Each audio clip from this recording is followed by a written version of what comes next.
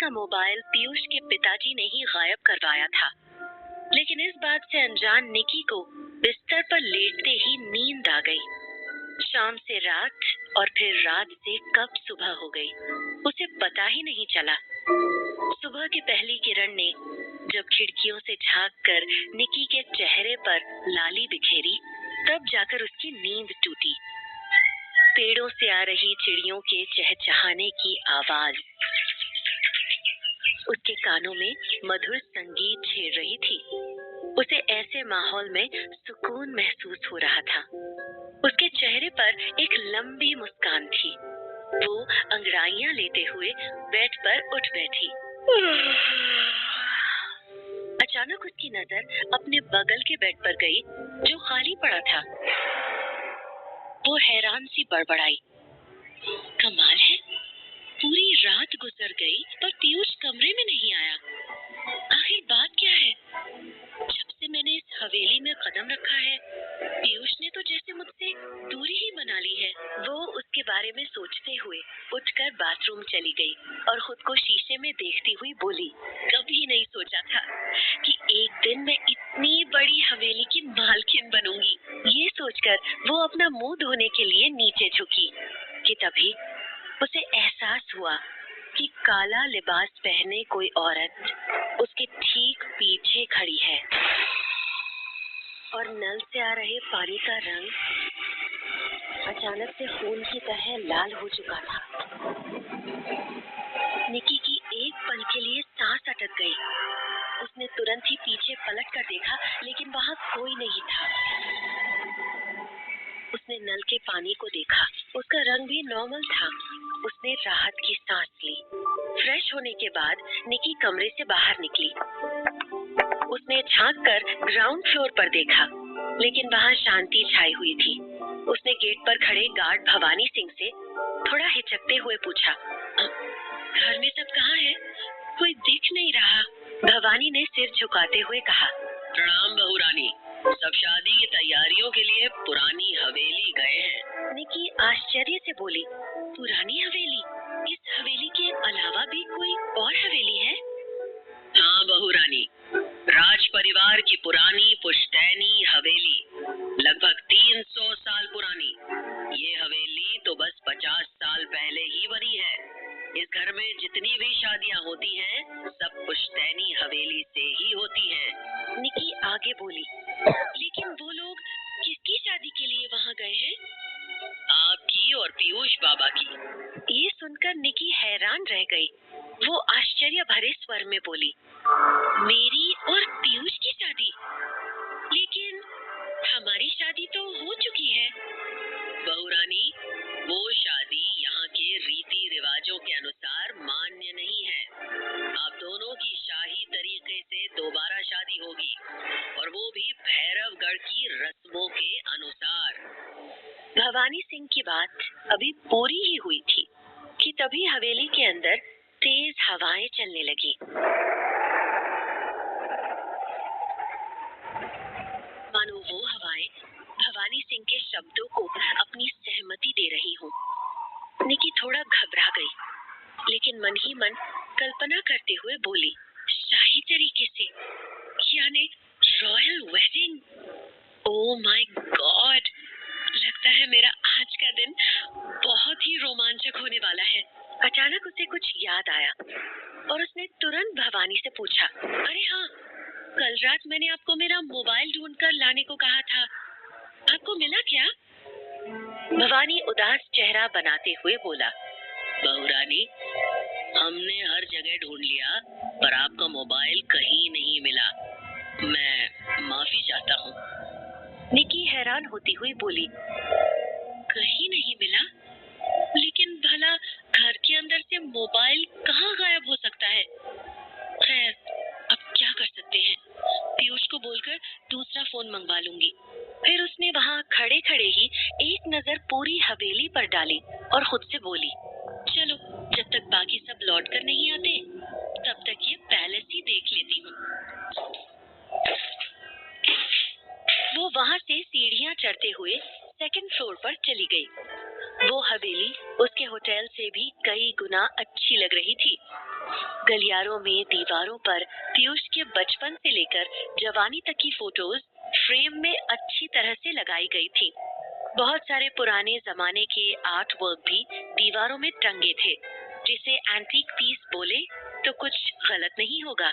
छत पर लटकते मोमबत्ती वाले झूमर, दीवारों पर एक निश्चित दूरी पर गड़े लाइट के लिए खूबसूरत लैंप, बारहसिंघा के सींगों का प्रतीक चिन्ह, सब बहुत खूबसूरत लग रहा था। सब मिलकर उस हवेली को किसी राजा के राजमहल सा बना रहे थे। वहाँ सजावट के लिए मॉडर्न डेकोरेशन और एंटीक पीस का बड़ा अच्छा मिश्रण किया गया था। निकी अपनी पलक झपकना ही भूल चुकी थी। वो पूरी हवेली घूमते हुए तीसरी मंजिल के कोने में पहुंच चुकी थी। ये स्थान हवेली के बाकी हिस्सों से कुछ पुराना और जर्जर नजर आ रहा था, जैसे सालों से वीरान पड़ा हुआ हो। जहाँ बाकी जगह चकाचक लग रही थी, वहीं उस जगह की दीवार का पेंट उखड़ा हुआ था। चौखट हिल रही थी, दरवाजे में घुन लग गया था और कुछ छोटे छोटे पौधे भी उग आए थे। निकी जब वहाँ पहुंची तो उसे कुछ अजीब सा लगा, जैसे वो ना चाहते हुए भी उसकी तरफ खींची जा रही हो। वो दरवाजे की तरफ देखती हुई आश्चर्य से बड़बड़ाई, यहाँ पर इतना अजीब सा क्यों लग रहा है? यहाँ रुकना ठीक नहीं होगा, वापस चली जाती हूँ। असहज महसूस करने की वजह से उसने वापस अपने कमरे में जाना ठीक समझा, लेकिन तभी उसे कमरे के अंदर से दो लोगों के बातचीत करने की आवाज सुनाई दी। आवाज से उसे आभास हुआ जैसे वहाँ कोई बुजुर्ग बैठे हों। उत्सुकतावश उसने दरवाजे को धीमे से धक्का दिया। अगले ही पल कमरे का दरवाजा खुल चुका था। उसे अपने सामने दो बुजुर्ग कुर्सी पर बैठे दिखे। वो शायद आपस में बातें कर रहे थे और दरवाजा खुलते ही चौंक गए थे। उन्हें देखते ही निकी आश्चर्य से मन ही मन बोली, ये लोग कौन हैं? तभी कुर्सी पर बैठा एक बुजुर्ग आदमी निकी को आंखें दिखाते हुए ऊंची आवाज में बोला, कौन है तू लड़की, और बिना इजाजत हमारे कमरे में आने की जुर्रत कैसे की? वहीं उसके बगल में बैठी बुजुर्ग औरत ने निकी को ऊपर से नीचे तक निहारते हुए कहा, और इसके कपड़े तो देखो, क्या पहन रखे हैं इसने? कौन हो तुम? निकी को अचानक समझ नहीं आया कि वो किसके कमरे में आ गई है। वो घबराते हुए हाथ जोड़कर बोली, नमस्ते जी, मैं इस घर की छोटी बहू हूँ। आप जरूर पीयूष के दादा और दादी होंगे।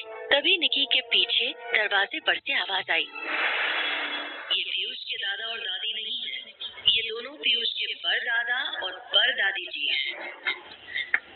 अपने पीछे से अचानक आई उस आवाज ने निकी को पूरी तरह डरा दिया। लेकिन जब वो मुड़ी तो सामने पीयूष की मम्मी को देखकर उसे थोड़ी राहत मिली। निकी चौंकती हुई बोली, मम्मी जी आप?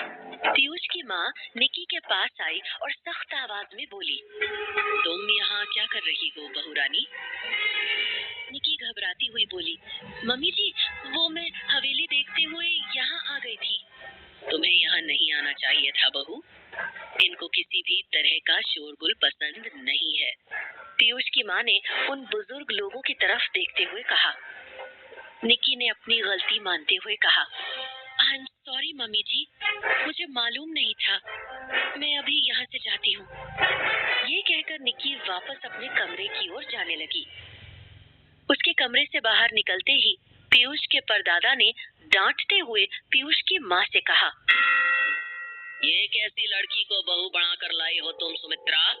हमारे जाते ही तुमने हमारी परंपरा को ताक पर रख दिया, हमारी मान मर्यादा सब मिट्टी में मिला दी तुमने।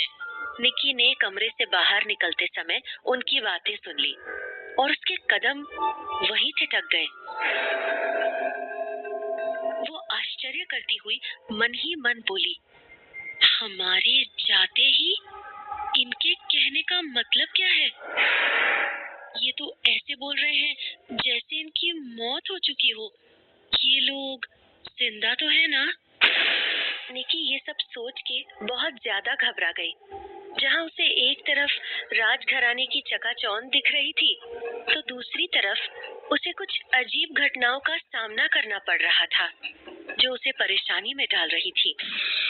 लेकिन निकी को कहाँ पता था कि ये तो बस शुरुआत है। कुछ घटनाएं अभी और भी विकराल रूप लेने वाली थी।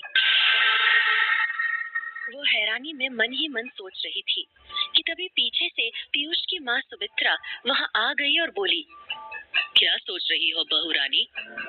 अपने कमरे में जाकर आराम करो। मैं तुम्हारी शादी का जोड़ा भिजवाती हूँ।